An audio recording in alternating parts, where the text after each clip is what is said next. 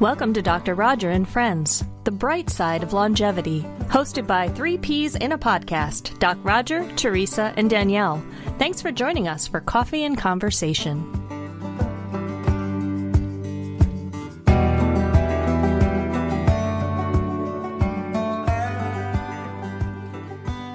Well, haven't we been through adventures these last 8 months or so? It's something, huh? I mean, nothing that we could have predicted.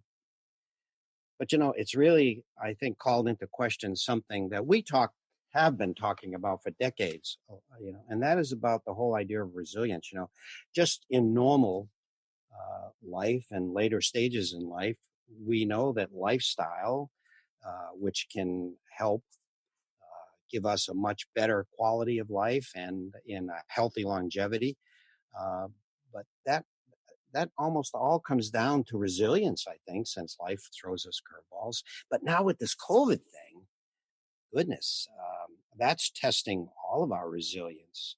And I think we're getting a look at resilience that goes beyond the abstract. I mean, when we would talk about life's curveballs, this isn't a curveball. This is a cannonball coming at us, and so this is a topic that affects everybody. As if you have a pulse, no matter where you live, our resilience is really being tested, and makes us wonder, really what is it, and how we can make it better, and what tax it. How you guys doing with your resilience?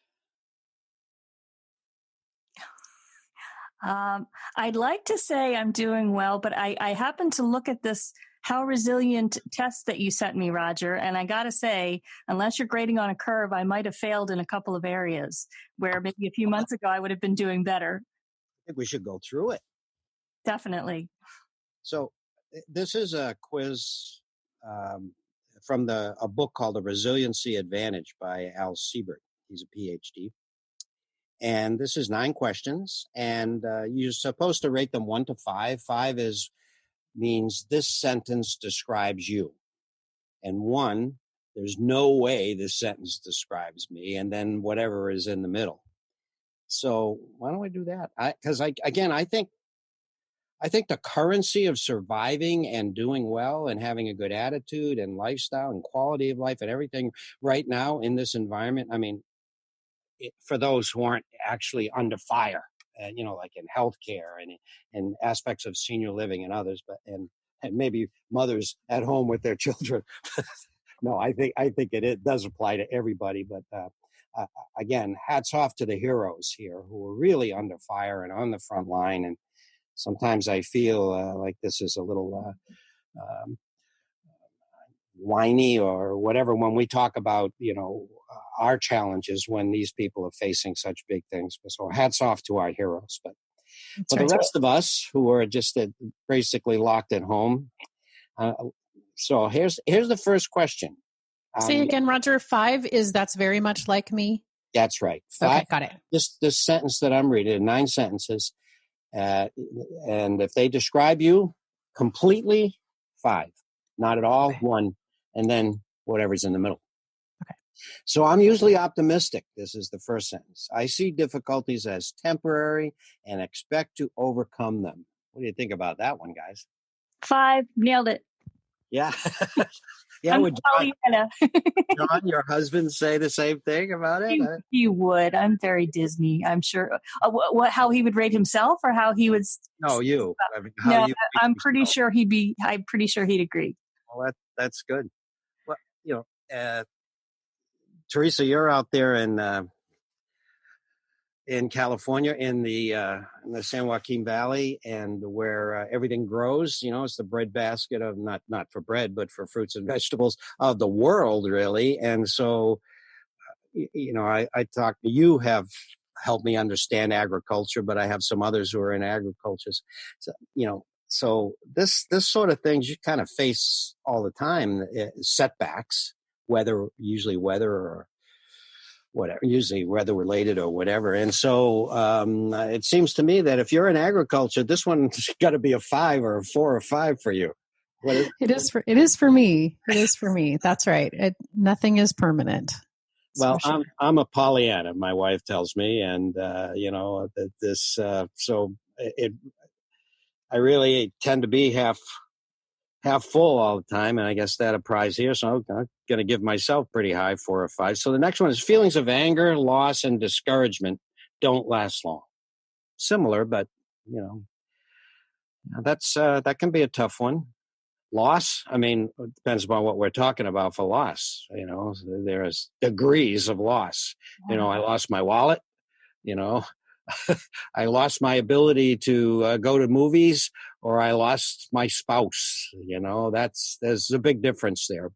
So I think we have to allow for degrees here. But I think what they're trying to get at is the day-to-day things that happen to us, not the major events. What do you think? Yeah, if we're talking day to day, I'd say a 5. If we're talking major loss, then it would be a little lower. So if we want to be realistic, I'll say 4.5. Yeah, I think we'll take out the major losses, like someone who loses a family member to COVID or something. Now that's not something that don't last long. Of course, it does last long. I think being the Pollyanna, I think I'd be up there. Teresa, what do you think? So interesting that question is included in a resilience scale because, profound loss resilience has a lot to do with how we recover from profound loss. So I guess I'm very curious about that, but I would classify it similarly to you all. But when someone loses a spouse or someone very close, it does last long, and that's normal. It should and can last long. So I guess that would be my only comment there. Yeah, I totally agree. Third one is I can tolerate high levels of ambiguity and uncertainty about situations. Danielle? This is where I fail. I would give myself a 3.5. Wait, you didn't say, can I give myself like partial credit? Can I do 3.5 if we're keeping track? I think do whatever you want. I've gotten better about the ambiguity but I can't say that I like it. We got lots of ambiguity, right? And with this COVID situation, when is it going to be over? When's the vaccine?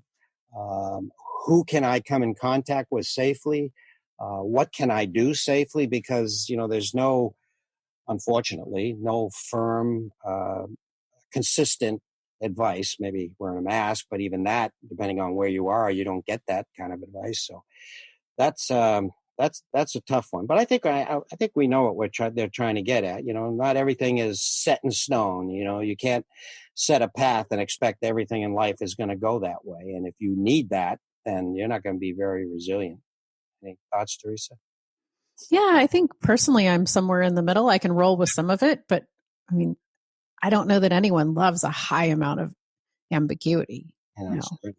Yeah, no, I think in this particular case, I think this is the one that's wearing at us most. I think you could have started in March with tremendous resilience, and this one is starting to chip away at your ability to navigate through this, your resilience. Yeah. Okay, I adapt quickly to new developments. I'm curious and I ask questions. People? I feel good about that one. I'd give myself a 5 on that one. Yeah. I'm an adapter. And I'd give Teresa a 5 too. And is that true? I was considering a 4, but okay, 5, you know me well. But I am too. I think just by the bright side of longevity. Come on. You see, just by the virtue that she adapted to your suggestion that quickly, you should be a 5. I don't know how right it is to rate someone else, but I've known Teresa a long time. Okay, next one. I'm playful. I find the humor in rough situations and can laugh at myself. That's a 5 for me. Good. Optimism and humor are my go-tos. Yeah. Now, whether other people find me amusing doesn't matter, but I find myself and I find humor in everything. So. Well, I've told stories about the silly, crazy things that I've done, so I think I get a 5 on this one. to make them laugh and not being too caught up in the need to be perfect. There's humor in all the screw ups that I've had. Teresa? This is another one that I go back to profound loss, and there is no humor there. And so maybe I'm not, maybe I'm going to the dark side a little bit too much, but it depends. It really depends for me. Well, it should. And we're all coming from different places, what our life experiences have been. So I totally get that. But you know what I think this refers to is, when we worked the emergency room, we had this thing called gallows humor or dark humor. Mm-hmm. And that is basically something you would never share with someone outside your team because it would seem disrespectful. But it's something that you need to face what you face every day. So I think people working in healthcare now and in senior living, they are particularly in the back room saying things that hopefully, bring a laugh. But, in another circle might be considered, again, disrespectful. So it's absolutely necessary. I remember a time when, some of you, I think maybe both of you have heard the story. We were in trouble in a fighter, and we had an armed bomb hanging from the wing, and we had to decide whether we were going to land or we were going to jump out of the airplane. And the pilot was nice enough to ask me my opinion, although I totally was going to go with whatever he was going with. But he was nice enough to ask, and so I said, "Well, I think we should try to land." And he said to me, he said, good decision, Doc, because you know what? Either way, it's not going to hurt. Humor in a dark situation. Okay. I learned valuable lessons from my experience and from the experiences of others. I feel good about that one. Yeah, I would rate both of you 5 and give myself a 4.9 because I think you guys are better. I think that's critically important, but that's almost all the time. But okay, next one. I'm good at solving problems. I'm good at making things work well. I feel pretty good about that. I'd say 4.5 or 5. Yeah, forget about feeling like you're bragging or anything, but it's just. I think we get to a certain stage in life. We've met a lot of problems and gotten through them. So, what do you think, Teresa? Yeah. I like to think of myself that way. Yeah. Yeah, me too. I'm strong and durable. I hold up well during tough times. Darn it. I would give myself a 3 or a 3.5 on that one. I think yelling or acting out or something that may be the way I'm not saying you do that, but if someone does that, that may be a way of actually, being durable, even though, maybe there's a little drama involved, but I mean, it's, that you are, I don't know. If avoiding stress is durable, then I've nailed it. But, but if going through stress, I think I'm okay. I've taken a few knocks, but I definitely see that as a growth area. And once again, Teresa, I bet you would say profound loss. This would change your answer to this one for sure. But. Yeah, when I think about that, I think about being held up by others, including the two of you. And that says something too. I think sometimes it's okay that we don't hold up all that well. Then other people can come in and help hold us up. And that's also a beautiful thing. Yeah. Well, that's well said. And that's more contextual, and that's more thinking of others and not just us. And so kudos. Another kudo for Teresa. I've converted misfortune into good luck and found benefits in bad experiences. Yeah. I preface this by saying I would trade it all to not have lives lost, but I feel like I have gone through the most growth in my entire life in this past year. Really? So I'd give myself a 5. I feel like I've accomplished more and learned more about myself. Again, I would trade it in a heartbeat if we could reverse the last year, but really? Yeah. Really? Well said, Danielle. How about you, Teresa? Yeah, I think, this is a topic that's really interesting to me. And I think it kind of leads into post-traumatic growth. And yes, we would, as Danielle said, we would trade it in a hot minute, but we do learn and grow if we choose to, and from the tough times. So absolutely. I think I've earned my 5 there, I would for say you sure. have. I would say you have. But sometimes it takes a real, well, I'll use a metaphor, a real hot fire, something very hard, in order to weld something that's strong, that allows you to go forward.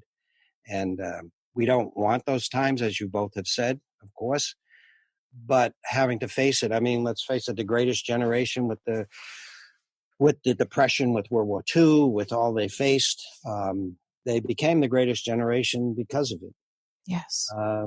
Prior to COVID, a lot of us old farts were talking about the younger generation and say, are they going to be able to bear up?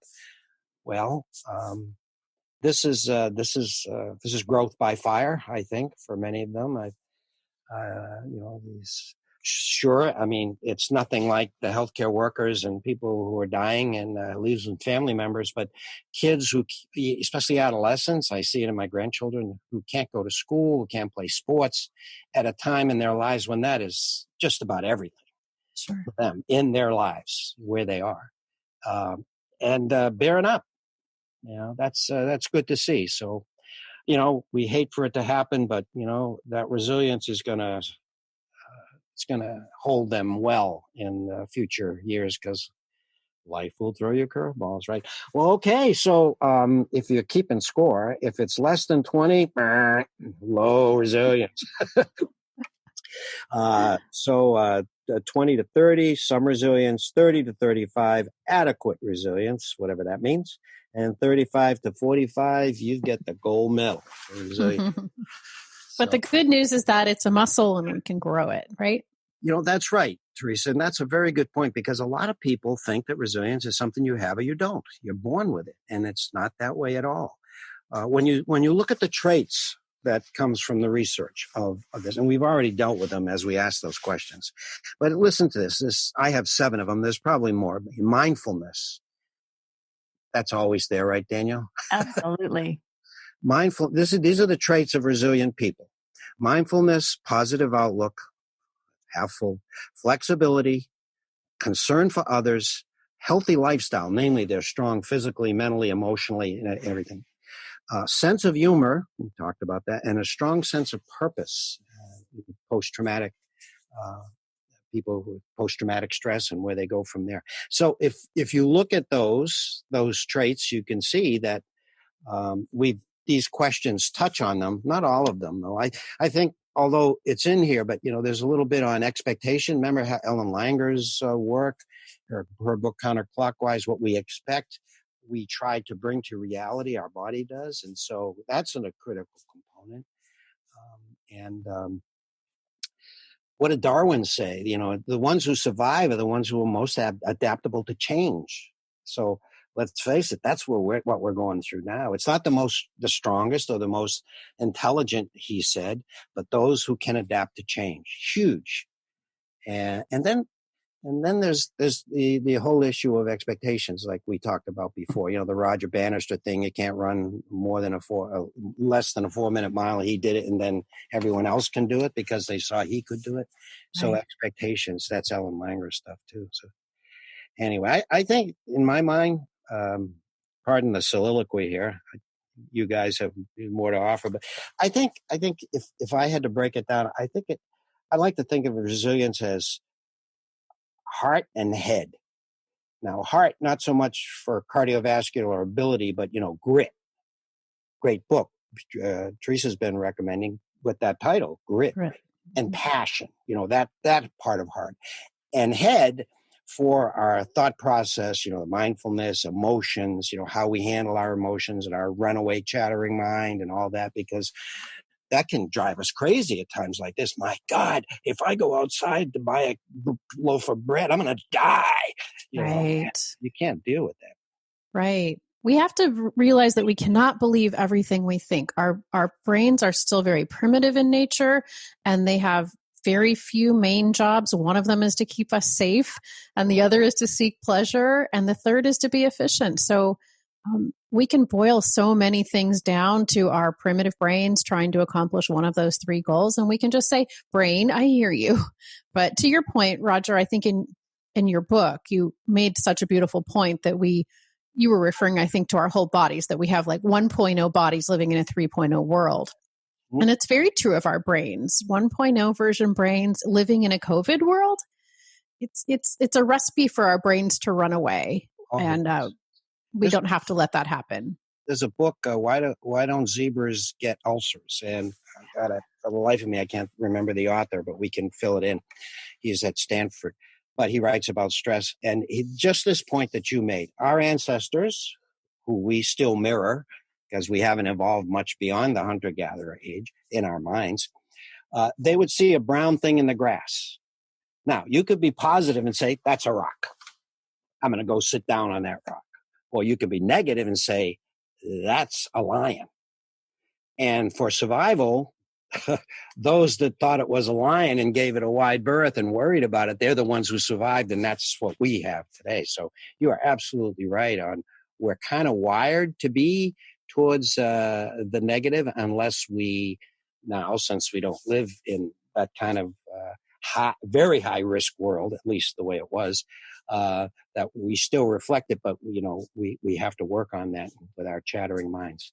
So you have to weigh in on this one, Danielle, with mindfulness and I will. And I have to say, I started collecting Teresa-isms because I love when she says, about your brain, thank you, I hear you, I acknowledge you, your opinion is noted. So whenever I hear those dark thoughts, that's my Teresa-ism. It's like, I hear you, your opinion has been entered into evidence. I'll get to you later. So that's kind of my go-to, just acknowledging like, hey, that thought might not be the best thought. So thank you for sharing that, Teresa. I appreciate that.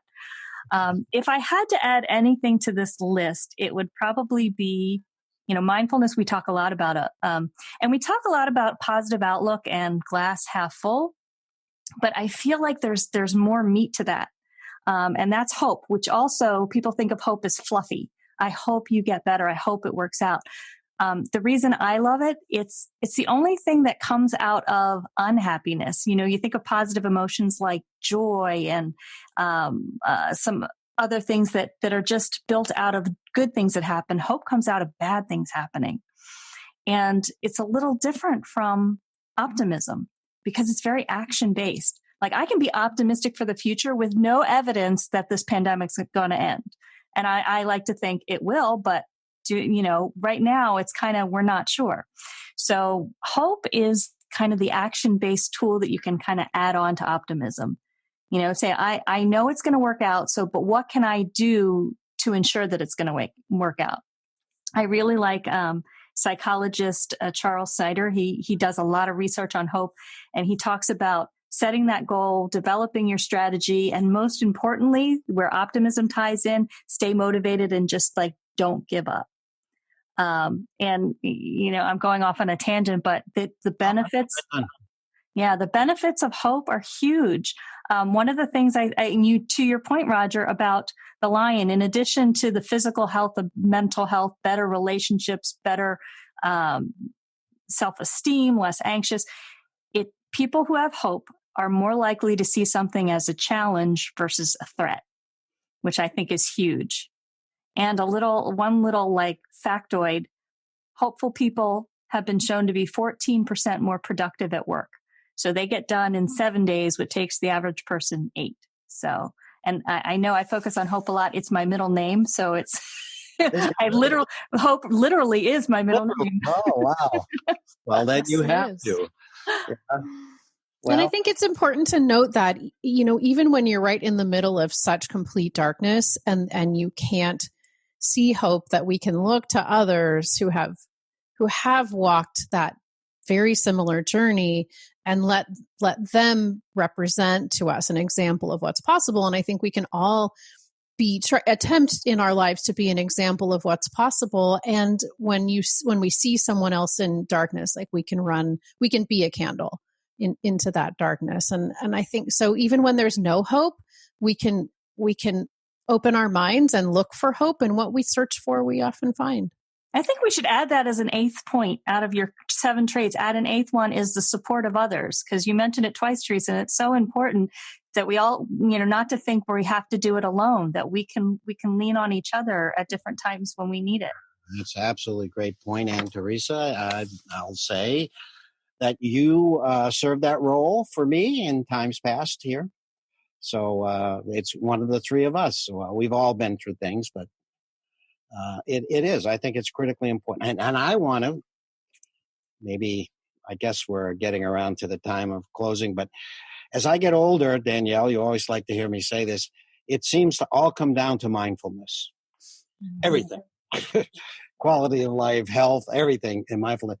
And that statement that Teresa was making, I agree, Danielle. I think it's a great Teresaism, because what that does, it's very profound. The ability to observe your chattering mind and not let it be the driver. In other words, we're at a point where we think we're our minds. And so as our minds are chattering, we think that's us, and the ability to step out and observe that and say, hey, I see what you're saying. I acknowledge that thought, as dark as it is. That is profound. And it is so important for health and longevity and looking at the bright side of longevity. You made me think of one last thing I want to add to that, Roger, because if you look at almost any coaching model or any religion or any spiritual practice, and this has been coming up a lot for me lately, they'll always say one of the most important things you can do is pause, which to me is mindfulness. Before you react to any situation, just pause. Take a breath, right? Well, this has been fantastic. I feel, again, more resilient, and we hope that, more importantly, that this is of value to all of you out there listening, because we know this is a collective experience. We're all going through it. As long as you have a pulse, you're feeling it. As long as you have any empathy or any compassion or that humanity, you're feeling it. And we're all in this together, and we hope that this helps, and stay well out there. You've been listening to Dr. Roger and Friends, The Bright Side of Longevity. If you like the show, please rate and review, and be sure to click to follow.